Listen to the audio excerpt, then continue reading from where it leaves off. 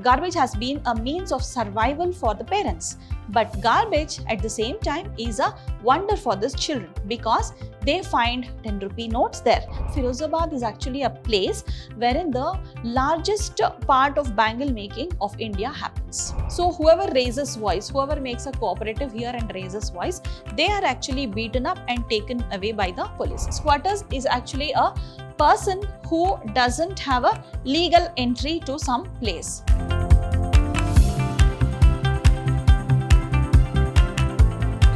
Hello everyone. Welcome to all the young minds of Class 12 Cbse. Hope you all are doing great. So I am Dr. Shalini here, your English teacher at PrepSchool. So how are you all doing? Great, right? Yes, we are here yet another session of Class 12 Cbse. Last class we discussed about the last lesson, which was the chapter 1 of Cbse Class 12. Today we are here to discuss about the second chapter, that is the lost spring. So what is it we are going to understand in today's session? Yes, come on, I welcome you all to the session. Let us see what is it that we are going to have in the session. So the slides we are going to have are, the content what we are going to have are, we'll learn about the author first, then we'll understand the theme of the story. Then we will also understand the summary. At last, we will have the new words and phrases that we have come across in this lesson. So, why delay? Let us start our session. So, first thing we need to understand is about the author. So, she is the author of this lesson. So, this is Anise Young. She is an Indian writer. Okay, out of many popular female writers, she is one. Okay, so she has a lot of literary background. She has a sound literary background. So her parents were actually writers, and so she had that in her blood, I can say. Okay, so she was born in Rourkela, which is actually the industrial hub. Okay, so she was born there and she spent all her youth and adolescence in Hyderabad. Okay, so father had to get transferred and she was studying there. Okay, so she was educated in Hyderabad as well as the US. She later on went to US in order to continue her studies. Then her parents were writer, as I said before. So she began her literary career as a columnist for the newspapers. So that is interesting, right? So writing for newspapers is actually a great advantage to improve your vocabulary, to express your language. Okay, so she began her career as a columnist of a major newspaper of India, also abroad. She used to write for newspapers abroad also. So she has authored several books, and the story what we have is actually an excerpt from one of her books. Okay, so this is actually very interesting, and she was a very versatile writer, you can say. Okay, so her popular work is Unveiling India. So now we'll understand what is there in today's session. Okay, so we'll now move on to know about the story. Okay, so what is it there in the story? So both the stories we have a common theme. Okay, the stories what we are going to study in this lesson is actually the excerpt from Lost Spring, Stories of Stolen Childhood. Okay, so this is where it is taken from. Okay, so the author actually analyzes what is there, the grinding poverty, what contributes to the practices of children. Okay, so the grinding poverty and the traditions which keep those children away from practicing, like they push them, the traditions that push the children to exploitation, they are actually pushed into the life of exploitation. Okay, so the author analyzes all these in this lesson, okay, in these two stories. So we have one story, under that we have two categories. Okay, so one subcategory, one of the stories in this lesson is Sometimes I Found a Rupee in the Garbage. So this is all about a rag picker, and the second one is all about I Want to Drive a Car. Okay, so this is also about a boy who is into bangle making. Okay, so let us understand one by one what is there in the stories. Okay, so to begin with, let me just introduce you to the title. Okay, so this title is actually a metaphor. Metaphor is nothing but a literary device. Okay, so you might have heard about simile, metaphor, personification, all these. Okay, so what does this metaphor stand for? So here you can see that the lost spring, the title is Lost Spring. So let me just give you an example of metaphor, then I'll tell you, then I'll come back to the title of this story. Okay, example for metaphor is, suppose I say, I am blue, I'm feeling blue. Okay, so when you say this, nobody can turn into blue color, right? Nobody can turn into blue color. That means you are using this expression in order to show that you are sad. Okay, if somebody says that that person is feeling blue, that means that person is feeling sad. Okay, so similarly you have various examples. I am drowned in the sea of grief, I say. Okay, so nobody can drown, like while crying you give out so many tears that it becomes a sea and you drown into that. You should not take the literal meaning. Okay, you should read in between the lines. What is the hidden meaning? Okay, so nobody literally drowns in the sea of grief, but instead it is like somebody is very helpless. Okay, so when you drown into a sea, you are helpless, right? So similarly here also, due to that grief what you have, due to that sadness what you have in your heart, you are drowning, you are becoming helpless, is what the actual meaning is. So this comparison is called as metaphor. Okay, so here when we talk about the title, spring is compared to, you know what happens in spring, right? So everything blooms, everywhere it takes a new life. Okay, so everywhere new life is seen, wherever you see it is blooming season. Okay, so that is spring. So spring is actually compared to childhood. Okay, so this childhood, you can see the children actually starts developing many new qualities. They start blooming into, like their life starts from there. Okay, they get to see the world around them, they start learning new things. So this is compared to spring. Okay, so when we talk about the title, the lost spring, okay, that means the childhood is lost. Okay, the childhood is lost in what? They are thrown into, they are pushed into child labor.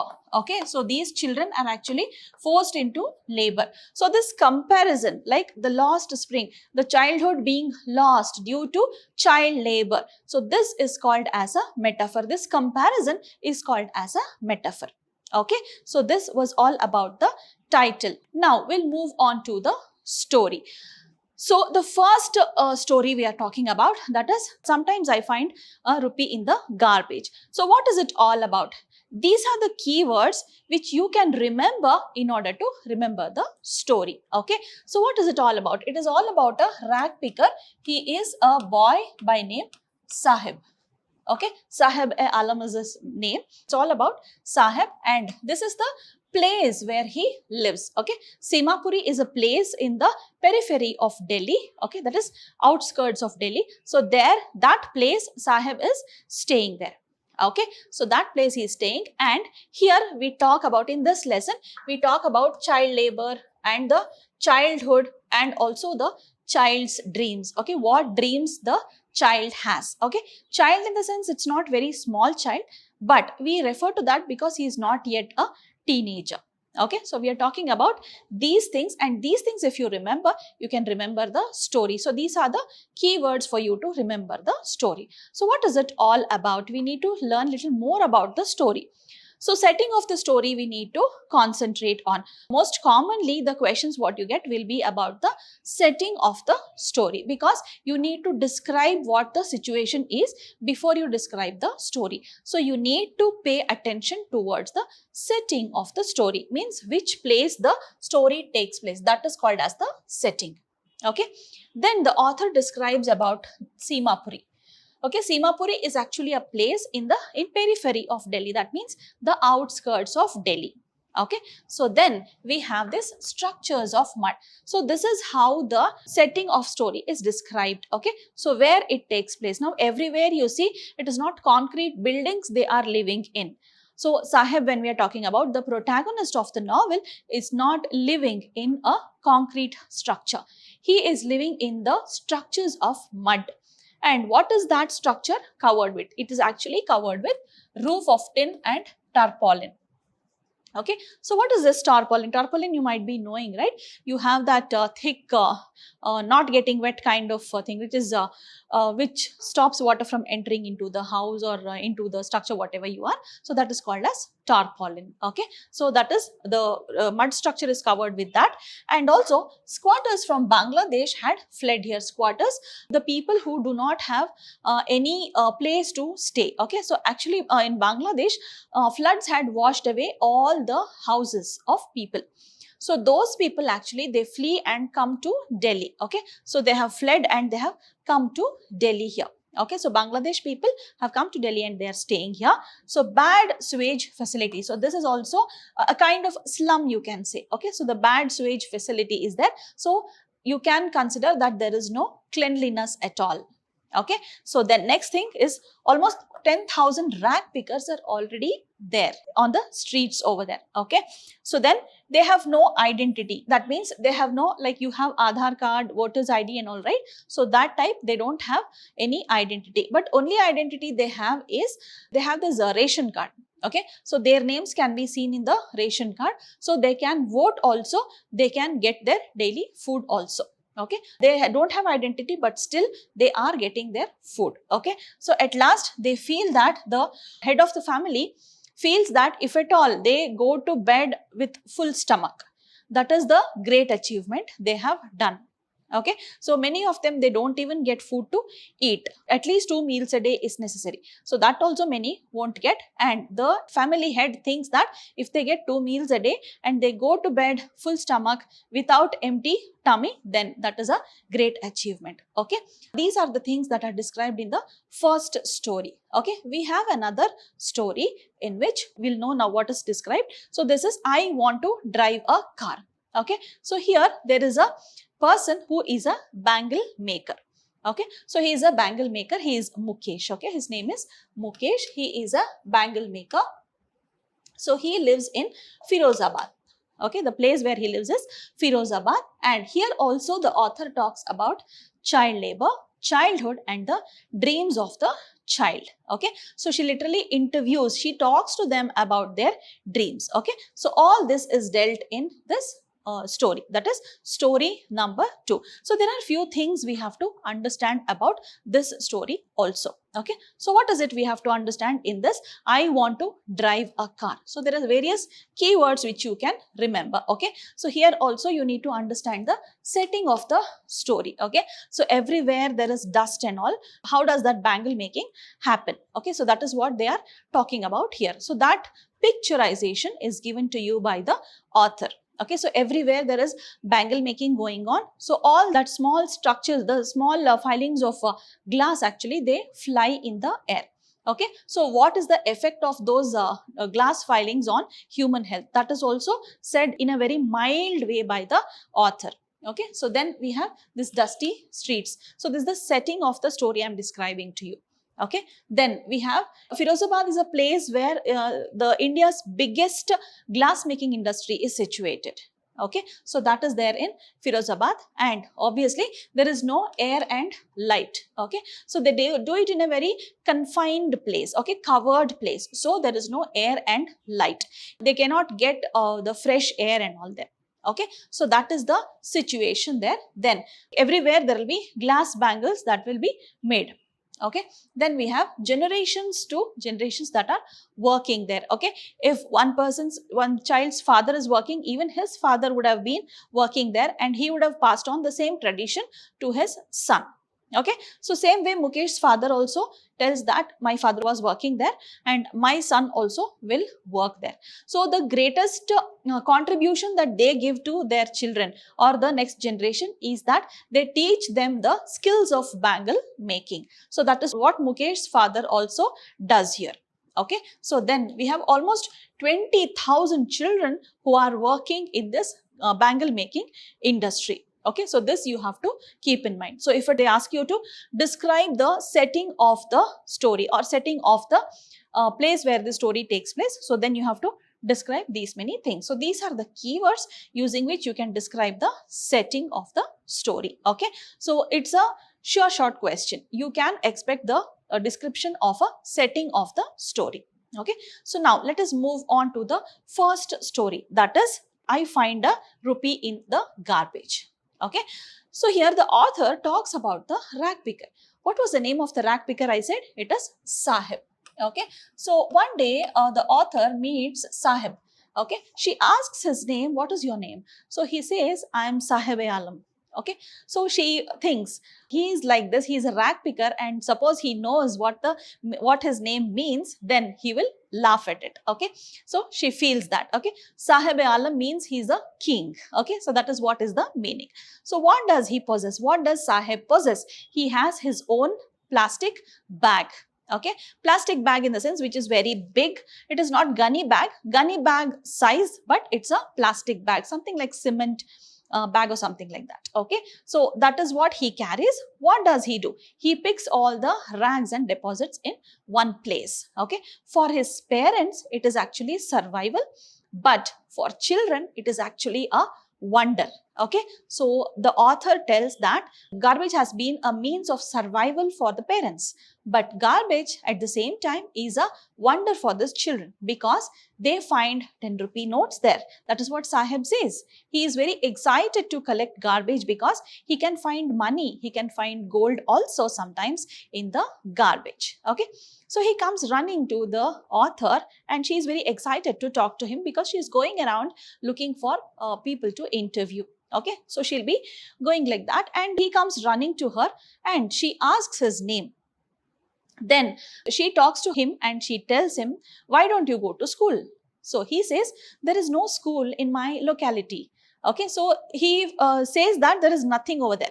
That means you can just imagine which is the area he is living in. Okay, it is an underdeveloped area. Okay, so there is no school nearby. So she just casually says, if I build one, will you come? She asks. So he feels very excited. He says, yes. Like the talk gets closed over there only. She leaves the place. But later on, sometime later when she comes to that place, he comes running to her and asks her, when are you going to build your school? Is your building complete? So she feels very embarrassed because she was not serious about what she was talking about. Okay, she just told just like that. Okay, but he has taken it seriously. Those very words which she has given to him, right? So about the school, so that must have given lot of light in his bleak world, is what the author says. Bleak means very dull. Okay, so that must have given light in his world. Okay, so he must be expecting her to build a house so that he can attend the school. Okay, so they are very underprivileged. They are not able to attend school. Okay, so that is what she talks about. Then one fine day, she actually talks to his friends. Okay, so there are two friends of his.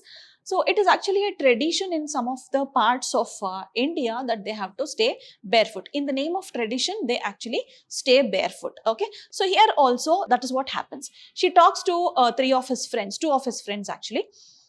So one of them is wearing pair doesn't match. Of course, nowadays it is trending that both the socks you're wearing for both the legs may not match. Okay, but that time it was actually because of poverty. Okay, so somebody has given the shoes and that person is wearing and it is not matching. So she asks him, why aren't they matching? So he just shuffles his legs. Okay, he just takes his legs this way, that way and says, I don't have any, I want shoes. Okay, so many of them might have prayed. Okay, there are many people who are praying for what they don't have. This also was one such case. Okay, at this time, it actually reminds her of one of the incidents in Udupi. Okay, so there was one of the boys in Udupi whose father was working in a temple as a priest.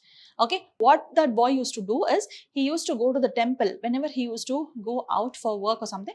So he used to go to the temple, stand outside, and he used to pray to God that he be blessed with a pair of shoes. Okay, at least a pair of slippers. So he used to do that, and one fine day somebody had given him a pair of shoes and he was so happy that God has heard his prayers and he is blessed with a pair of shoes. Okay, so a pair of shoes itself was actually a great blessing. It was a great possession for him. It was like he has found some treasure. Okay, so that was there for this boy from Udupi.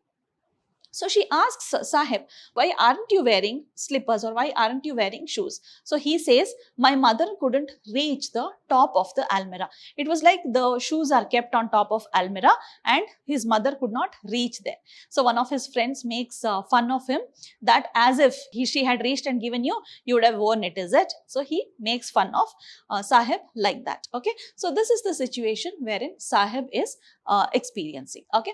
So Sahib, one day what happens, he just goes to a fence, like the author is coming from one side and this Sahib is standing at a fence and he is looking at a boy who is playing tennis. Okay, so he was too involved in watching him playing tennis, and this author comes near him and asks him, what are you watching? Okay, so he says, see, I have tennis shoes. Okay, so somebody gave it to me. Yeah, of course, the author also understands that nobody has given it to him, but he has found it in the rags while picking the rags. Okay, so only thing is that person who had thrown it, who had discarded this shoes, actually saw that there was a hole under, like in the sole of the shoes. Okay, so he refused to wear it and he has thrown it. So the same shoes is taken by Sahib and he is watching that tennis. Okay, so he is holding that bag and he is watching the boy who is playing tennis. So he also tells the author that, see, this watchman who is there, the security personnel who is there, he lets me in sometimes. He actually allows me to play in the swing. So he feels that he is not deprived of that world. Okay, so he feels that to some extent his dream is getting into that ground can be fulfilled. It is fulfilled. Okay, so that way he feels very happy. So then what happened? Few days, this one Sahib is not to be seen, and one day the author comes across Sahib holding a steel canister. What is a canister? Like it's a tray kind of thing wherein servers carry the glasses that holds tea. Okay, so that it's a kind of basket, maybe you can say iron basket. Okay, so that is called as a canister. Now that own bag which was there, that is not there with Sahib. Now he owns a tea canister. So he comes running to the author and says, see, I have a steel canister. I am working in a tea shop nearby. They are paying me 700 rupees for whatever work I do. So author feels very bad. Why? Why does she feel bad? Because before, whatever he had was his own. Isn't it? That bag what he was carrying was his own.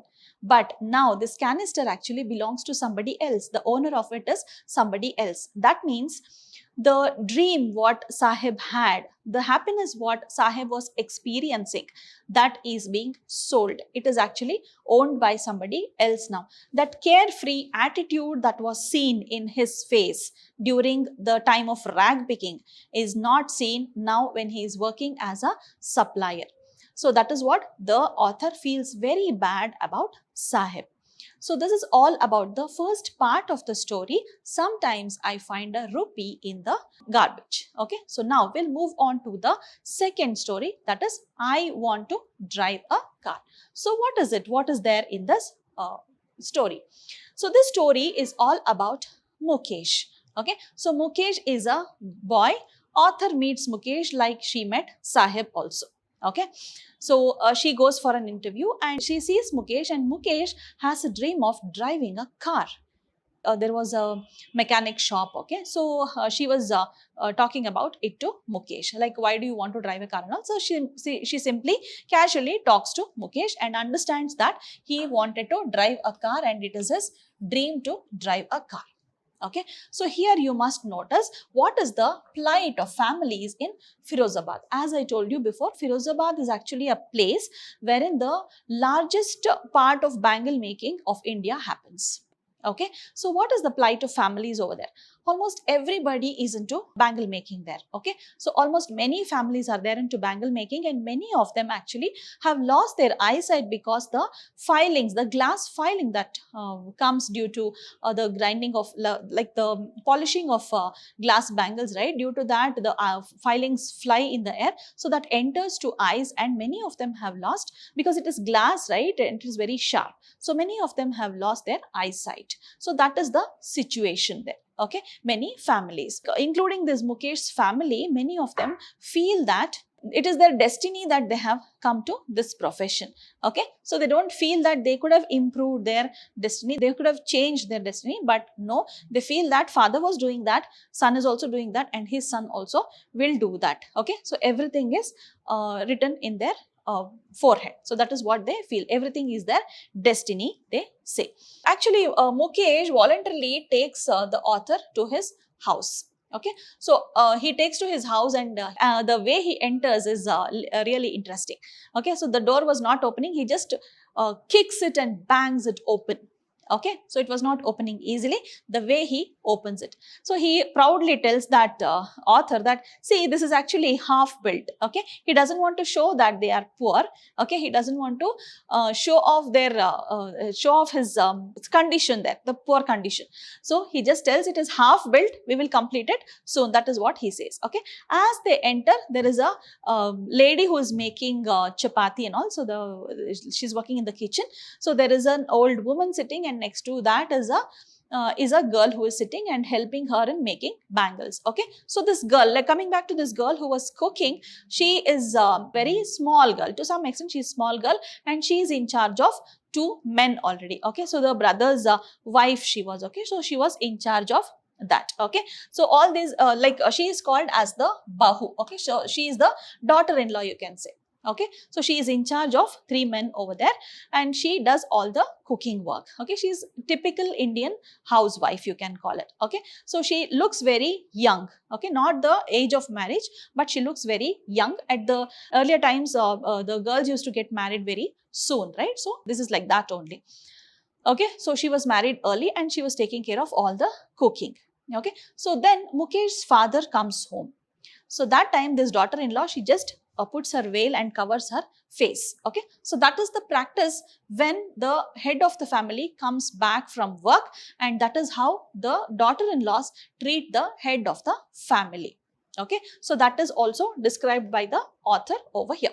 Okay, so next, what happens? What do we learn next? So next we understand about that young girl Savita, who was sitting next to the grandmother in order to help her to make bangles. Okay, so the author describes Savita.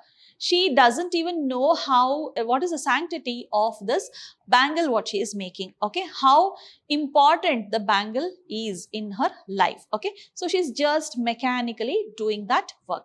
That is what the author talks here. Okay, so very soon she also is going to wear those bangles. Okay, when she is getting married, she also is going to make the bangles. Okay, so then the old lady complains that she hasn't eaten a share of food. Okay, so in southern part of India, actually there is measurement for rice. Okay, share, pav, all these will be there. Okay, so that means by this phrase, a share of food means they have not eaten stomach full.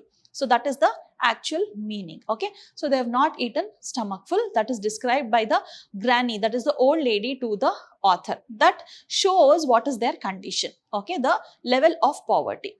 Okay, so the author suggests them to form a cooperative. Okay, like you alone cannot raise your voice. So why don't you form a cooperative, and then you can raise your voice, you can get all the facilities done. So that is what she tells them, she suggests them. Okay, so then the men who are around her, okay, whoever was sitting around her, so what they do is they tell her what the problems they are facing, what are the problems they are facing if they raise their voice. So she suggests to make a cooperative and then to raise voice, but they tell her what are the problems.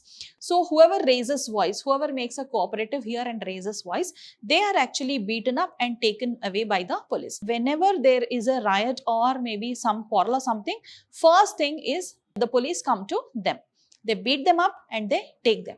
Then after some days, they find these people have not done it and they release them. Okay, so that is the practice over there. So the formation of cooperative and all, that actually doesn't work, is what the men try to tell the author. Okay, so the author actually gets to know the harsh realities of life these people are facing.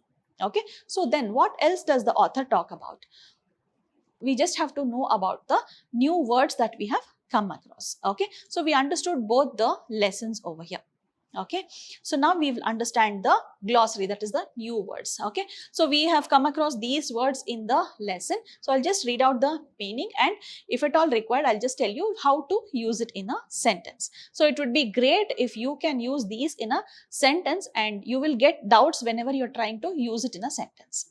Okay, so yes, scrounging is actually searching for something. You say rummage, right? So similar to that. Okay, in the garbage, Sahib actually searches, right? So this is all about that. So this is scrounging. Then we have amidst. You already know this is a very easy word actually, but I have included here. Then we have mutters. Mutter is actually a verb.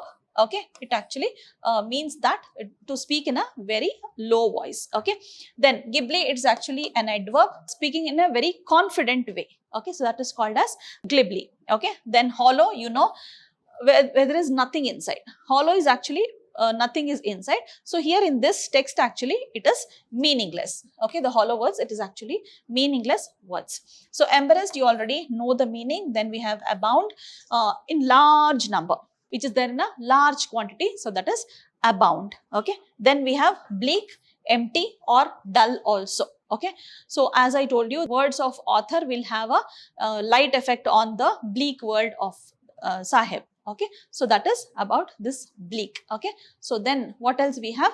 We have barefoot. Bare is something which means nothing, without. Okay, so barefoot, wearing nothing in the feet. Okay, then we have shuffles. Shuffle is like you have it properly, then shuffling means you do it this, you do this. Okay, so you Uno cards, you shuffle, right? You mix it, that is called as shuffling. Fine. One of the friends of Sahib actually shuffles his legs in order to hide that he is not wearing shoes. Okay, so that context it is used. Excuse, some escape technique used. Okay, so then perpetual state of poverty. What is perpetual? It is never ending. Okay, something that persists, something that is continuous, it is never ending. So that is called as perpetual. Okay, so then we have desolation, something which is empty, we call it as desolate. Okay, something where it is empty. Okay, you're not talking about words, you're talking about the content. Okay, so emptiness. Then panting, short breaths you take, right? So when you run for a long distance, then you get that panting. So that is called the short breath, that is the panting. Okay, then we have acquaintance. It's a contact, means somebody known to you. Okay, somebody who is not a stranger, who is known to you, can be called as an acquaintance. Okay, so then we will move on to the next one. Periphery, the outer area, that is the outskirts of Delhi. Periphery of Delhi was Simapuri. Okay, so that is periphery, outskirts. Metaphorically, something that is compared, something that is symbolically told. Okay, so that is metaphorically. So here this is a figure of speech, right? Metaphor, that means something symbolizes something. Okay, so that is metaphorically, that is used as an adverb here. Then we have squatters. Squatters is actually a person who doesn't have a legal entry to some place. Okay, so he is unlawfully occupying that place. Okay, so this Sahib is also a squatter who is from Bangladesh. Okay, so they are unlawfully staying in that place. Okay, so doing rag picking. Then wilderness, it is actually a wasteland, a barren land. Okay, then we have permit.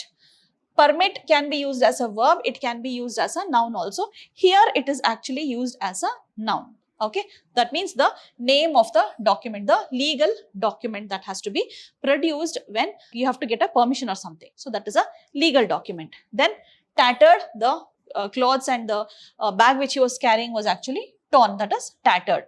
Okay, so this is very important. They were staying in transit homes, that is the mud structure and this one covered, the tarpaulins covered, right? So that is transit home, that is nothing but a temporary home. Okay, transit means from changing from one to other. Okay, so that is temporary, right? So we are talking about that over here.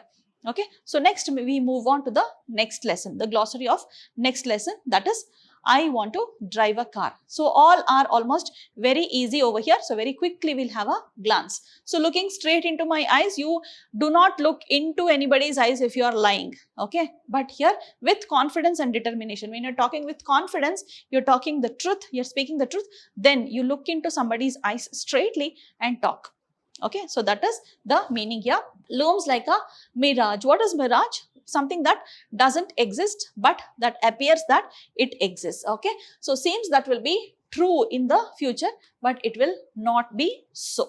Okay, mirage you might have come across in deserts and all, no? Similarly, so that is not true, that may be true in the future, but it is not true. Similarly, here also some actions that they are talking about. So furnaces, you already know, it's a closed room where lot of heat can be produced. Okay, it's a closed room or a container in the extraction of iron. So here also for glass, it is used for bending the glass. Okay, so there furnace is used. So then we have welding, the process of joining, heating something and joining them. Okay, connecting together, that is called as welding. You commonly come across welding when you look into some iron buildings. Okay, means you build some staircase and all, people will be building some staircase, so that time when they join the railings and all, right, so that time you get to see this welding. Okay, so then we have this dingy. Dingy means dark or dim. They are talking about the area there. Okay, the house, some dingy house they are talking about. Okay, then slogging, to work very hard. Okay, hard working people are called as sloggers. Okay, then we have daylight hours, wherein there is sun and that gives you daylight. Okay, so that is what we are talking about, that is maybe before sunset. Okay, then we have brightness of their eyes. You're talking about the confidence, it refers to the power to see. Okay, so power to see means the brightness of their eyes is lost, that is what they say. That means they lose their power to see. So there this reference is made. Okay, so the power to see means the ability to see is lost when the glass pieces enter their eyes. Okay, so that is what the author is telling here. So then we have beam, that is to shine brightly. Okay, beaming, the eyes actually beam with happiness. So that is the way used. Then we have choked, to block. Okay, it stops you from breathing. So that is what here it is used. Hovels are nothing but slums. Okay, so the place where it is not neat and the sanitary facility is also not clean. So there we use this hovel. Then crumbling, it is actually falling down. It just gets crumbled and falls down. So that is the usage. Wobble is to be unsteady, which doesn't go straight. Okay, it bends and moves. Okay, so that is called as wobbly. Coexisting, coexisting. Existing is to live, coexisting to live together. At the same time and same place they live together. To show that it is coexisting, this word is used. Okay, then we have primeval, it is prehistoric, means even from history, like from a long time in the history, from that time it is being practiced. That is what is referred here. Bangs, you already know, it is hits. Okay, so these are few of the new words that we have come across. Few more to add on to your list in this second story. Okay, shack, it's a roughly built hut, no proper structure is given there. Okay, that is a shack. Then it is thatch. Thatched, you already know the two types of roof, right? So that is a thatch, something which is covered by dry grass. Okay, vessel, I'm not going to give you give deeper meaning here. It is only a container you use to prepare some food or something. Then we have sizzling, that sound you get when you put that oil, onion, the mustard seeds splutter, right? So that sound what you get when you put onion and all, so that is called as sizzling. Okay, then we have platters, large plates. So this is used when the author describes about the situation in the house. She describes about the kitchen. Okay, so that is all about platters is there. Then we have frail, thin and weak. Okay, so she's describing that grandmother over there. Okay, because they have not eaten a share of food. Then we have this eyes filled with smoke. Her eyes were actually filled with smoke because of the firewood was giving out smoke. Okay, so eyes filled with smoke has a literal meaning only. You need not have to read in between lines over here. Okay, so eyes were filled with smoke means literally smoke was filled in her eyes. Then command, respect means she was actually the authority there. Here they are talking about the Bahu, the daughter-in-law. Okay, so she commands respect means she demands, she is in a position to for everybody to give respect. Okay, so few more to add on, very quickly we shall wind up. So God given lineage, lineage means that is their destiny, that is what they are talking about. Okay, the grandma says that it is actually a profession that is carried on through generations. Okay, that is given by God. That is what she says. She doesn't think that she is also reason for that to be carried. She just tells it is given by God and we are doing it. Okay, then we have this mounts, that is heaps of, like you have that heaps of some arrangement, right? So that is called as heaps. Then unkempt, kempt to take care of, unkempt not to take care of. Okay, so there is a child and you don't take care of it, that means the child is unkempt. Okay, so then we have piled. Pile you already know, to keep, to arrange it one above the other. So that is called as piling.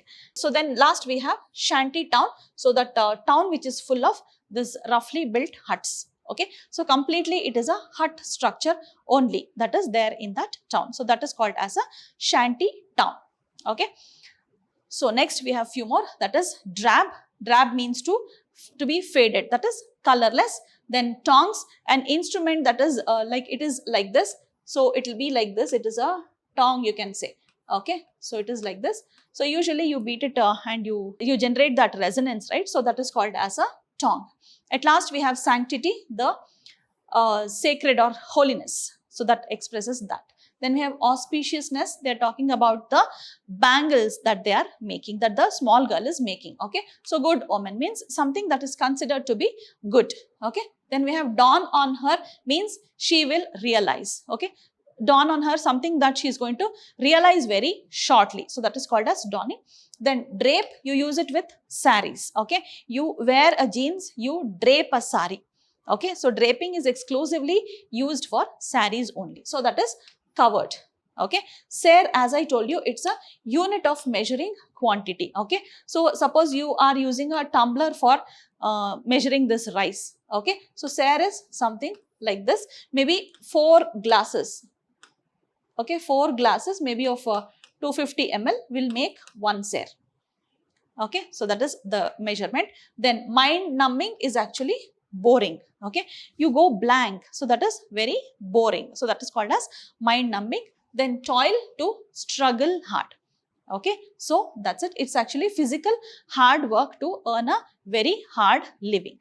Okay, then few more we have. It is apathy, empathy, apathy, sympathy, all these come together. Okay, so lack of concern. Sympathy, you have some concern.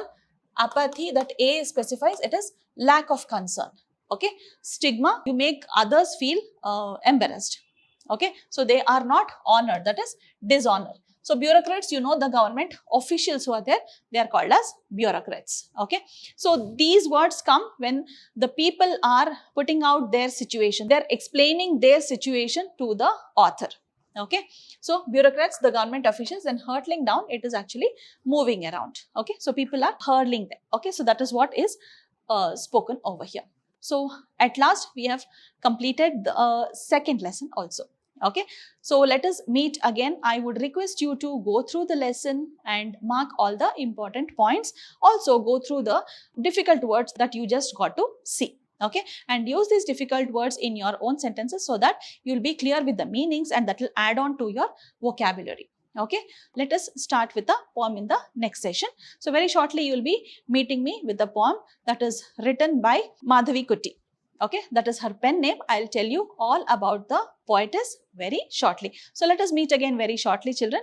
Take care, keep learning. I would want you to come with a book and a pencil so that I can clarify all your doubts very quickly. Okay, so take care. Let us have a very interactive session in the coming live class. So take care, bye-bye, keep learning. See you soon.